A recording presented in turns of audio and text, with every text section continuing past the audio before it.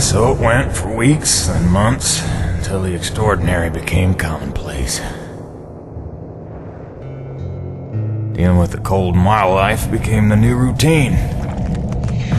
Intense and surreal, but routine. I kept my sanity and wits by not thinking too deeply about what I was seeing and doing. It got lonesome sometimes, out in the Badlands, but music and weekly messages from the missus kept me company. I was making great dough, getting choice contracts. That was the point after all. I made friends with the crew. They were a right good sort, those guys. Even LaRoche, for all his bluster, had his moments. For better or worse, I became Braddock's go-to guy. It had its benefits, but sometimes being the one to get the call meant you ended up in some damn strange situations.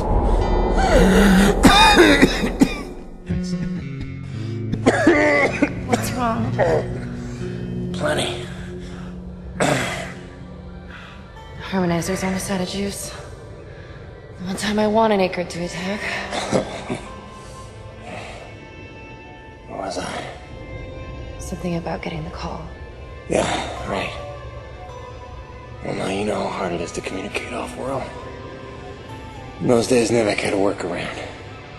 An antenna relay on the highest peak in the area, so we can call home to Mama with minimal storm interference. It's our lifeline.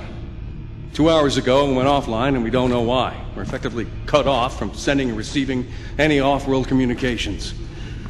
Some acrid probably got his claws into it. So once again, you expect me to march out there and fight a horde of monsters in a rig without weapons, huh? Do you know how much of my income I waste on repairs? I want guns on my rig, a simple chain gun. My hands are tied. Nevek regulations. Yes, don't weaponize the construction vehicles, but I mean in this case... Nothing. I'm not going to jeopardize my operation because of your nerve deficit. It's called hazard pay for a reason. Oh, please. Hey, boss. Just noticed ComSat's offline. Yeah. Mind if I hustle down to the relay station? Give her a gander? I was just talking to Mr. LaRoche about that very thing. Apparently he's got some concerns about making nice with the wildlife. Well, no, I don't want to just snake a man's contract. No. Take it. Get yourself killed. Not for at least double, I mean. Done. What? Be back by supper time.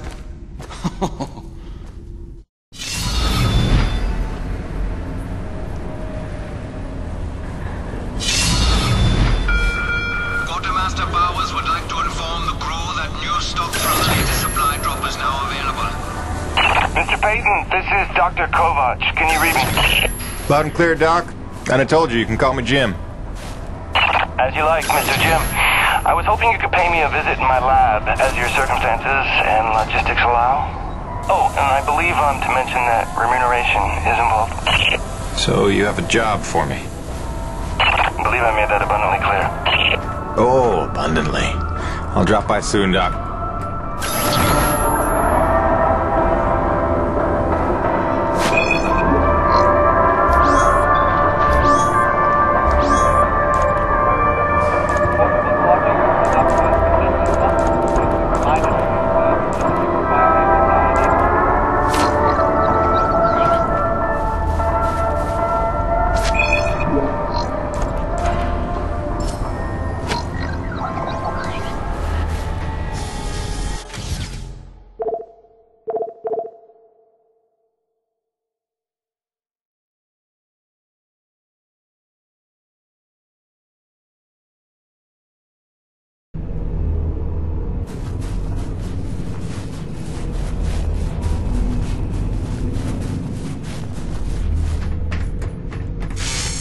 What'll it be?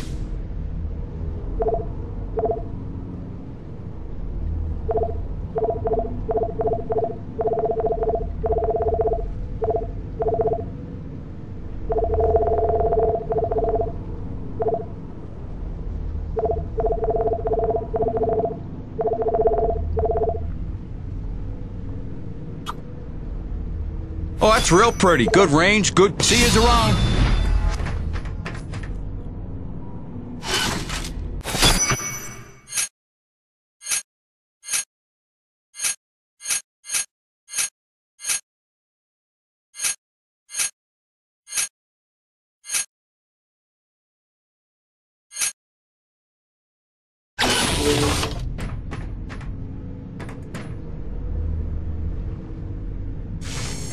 Welcome back.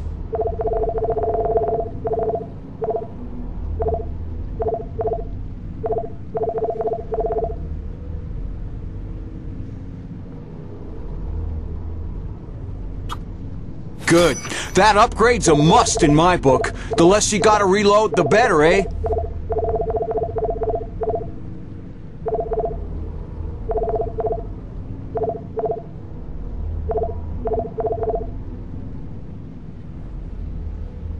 See yous around.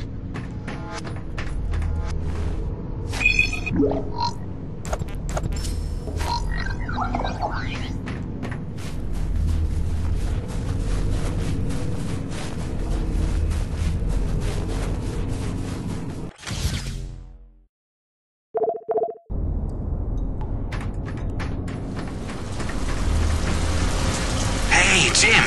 How's Hank? Sprouting up like a beanstalk.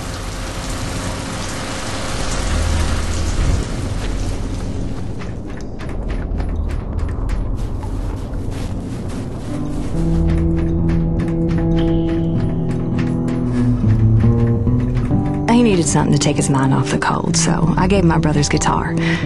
For never having taken any lessons, he's damn good. Listen.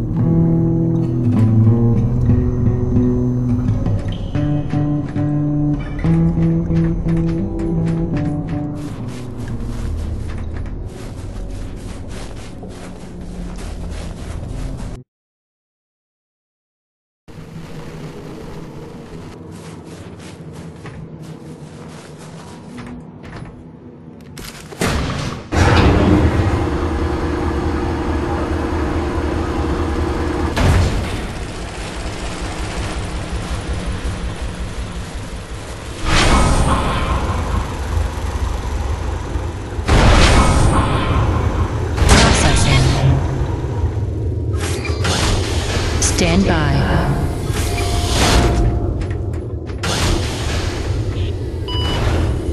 Remember that 800-page questionnaire we all had to fill out before we came to this planet? How the hell did Kovac pass the personality screening? He must have cheated, right? I mean, have you spoken to the man?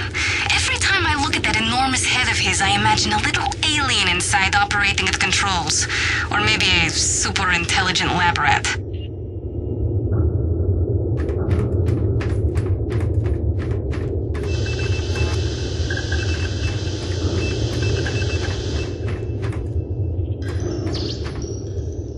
Ah, as you are undoubtedly aware, I've been tasked with rendering thermal energy a viable and cost-effective power source.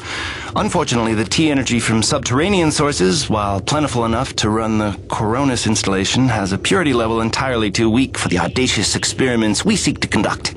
So, the stuff we drill out of the ground, not pure enough for science. If paraphrasing me is critical to your comprehension, then yes. Now listen, the acrid. There are wild variances in their impurity index. Some are promisingly pure, potentially pure enough for our purposes. I need a survey of local acrid, samples of their T-energy in the hopes that we can find one with a pure enough composition. So you want me to kill acrid, basically? Yes. I'm hoping to take advantage of your noteworthy efficiency as a killing machine. So, let us begin with the Sapaya, those wretched things that so bedeviled our arrival. If you could kill 20 or so and collect their T-energy samples, I should be able to extrapolate a purity index through vertical analysis of the... Kill 20 acrid, bring you the spill. That's the gig? All over it. Thanks, Doc. Let me update your map with the best place to look for them based on recent sightings and migration patterns.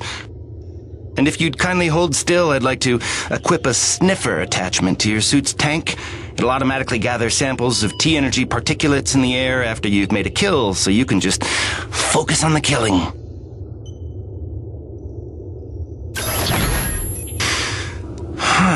Such pitiable incuriosity.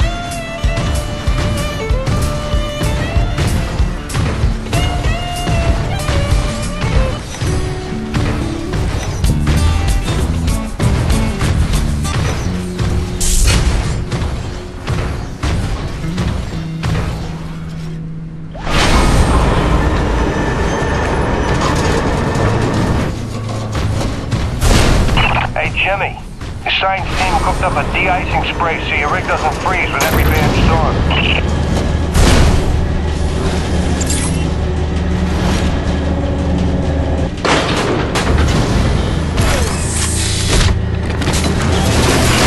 Alrighty, commencing anti-icing procedures. The spray ensures your rig won't freeze in place the second you step outside, but its protection is limited to storms rated below Cosmo class. Copy? Anything beyond that? No guarantees.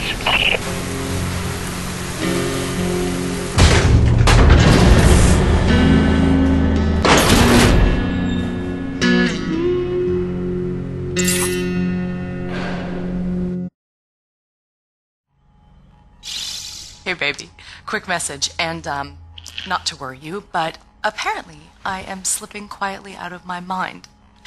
Today I spent the better part of 20 minutes looking for a hat that I was wearing. This week I found my keys in the door, on the outside of course, my slippers in the shower, and my toothbrush in the refrigerator. Because you know how important dental hygiene is to produce. Seriously, what is happening? Unless the little man is telekinetic and evil, moving objects around with his mind just in order to drive me crazy, then your wife has become mentally unbalanced. So, that's good news, right? Yeah. I got things totally under control. I don't know. Kisses.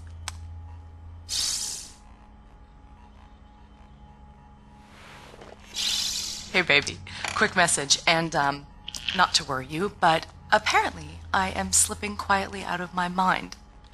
Today I spent the